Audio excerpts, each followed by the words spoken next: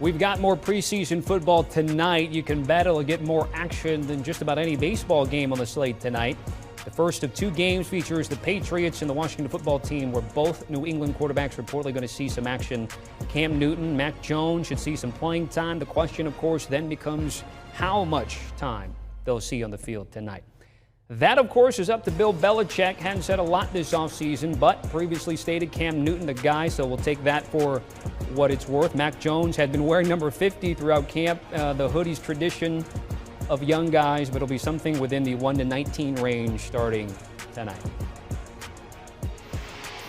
For more on the Patriots, the 2021 outlook, and a few other things, let's welcome in our insider, Jason Canfora. So, Jason, since winning their first Super Bowl way back in 2001, New England's missed out on the playoffs just for the third time in 2020. What's the outlook for the Patriots this year?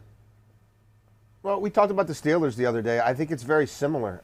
They'll be a good team, but I don't think they will be able to rival their own contemporaries of the last 20 years who've worn that jersey. I don't think they will have a New England Patriots playoff type season, but do I think they're in the hunt in December? And could they finish on the right side of 500 and maybe squeak in, as a wild card? Possibly. But you contrast the quarterback situation and scenarios you just set up there with two unknowns. We don't know if Cam can push the ball down the field anymore. We don't know if Mac Jones is going to live up to the hype. Just go over to Buffalo. They willingly gave their quarterback $43 million a year. So we know who the bully in that division is. It's not New England anymore. They are hunting. They are not the hunted. And they remain a franchise in transition. Third best odds to win the AFC East at plus 350. The Bills are the overwhelming favorite. The Dolphins are plus 340. So let's talk about and stay with New England, though, Jason. And Miami had an issue with Xavier Howard. New England's got an issue with Stephon Gilmore. What are the similarities and differences there? Well, I think the end game will probably be the same. The elite corner is not going anywhere. There's ways to sweeten the pot without really affecting your team's payroll structure and salary cap in real time. You can add in incentives, some of those likely to be earned, some of those unlikely to be earned. But I think Bill Belichick understands the value of this player and the value of this player right now, where, that pass rush is still something of a work in progress. And there's a lot of organizations that believe, you put your assets into guys who can defend the pass, and maybe you can scheme up a little bit of pass rush along the way and create some free runners and create some open looks at the quarterback. But if you can't defend the ball in the air, you're in trouble in this league, the way the rules work these days and the way these coordinators attack you. So they'll keep him around, I believe, in the end. He understands a big season there could allow him to get one more big-time bite at the apple in free agency. That likely not in New England. He'll go younger at that spot and take that compensatory pick. Difference with Howard and Gilmore. Gilmore entering the final year of a 5-year, $65 million deal that he signed in 2017. Let's stay in the AFC, but talk about the Colts. Jason, Carson Wentz, Quentin Nelson, we thought they were going to miss anywhere between 5 to 12 weeks. All of a sudden, we're hearing that they could play in week 1. How do we get to this point?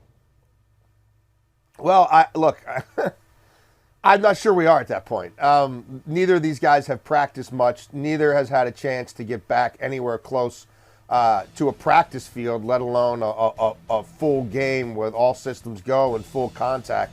So I would just say it's probably best to slow your roll about any of these projections right now.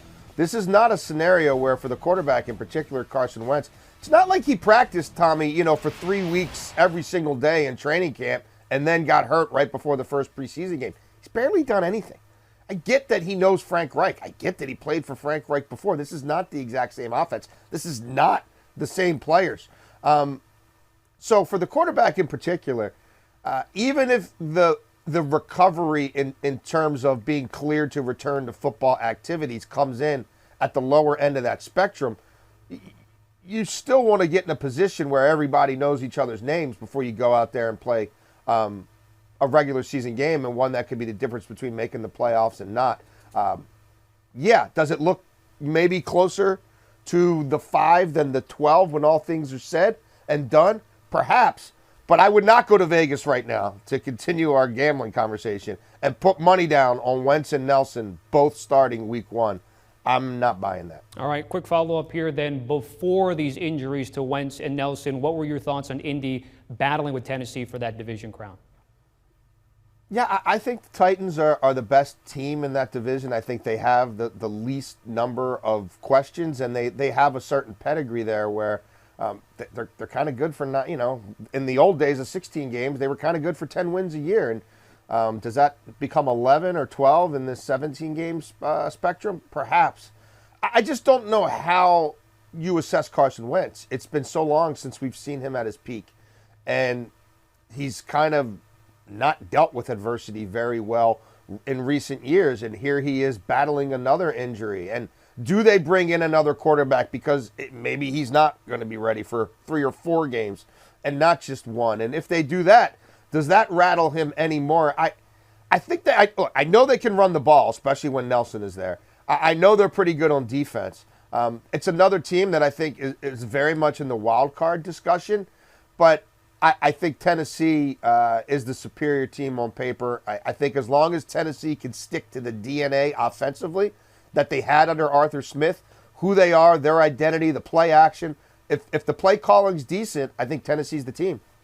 Very well. Jason, certainly appreciate it. Thank you, bud. You got it. Do you want a sports network that delivers everything that matters about the game? The highlights, the picks, the instant analysis, no yelling, no fake debates, no politics.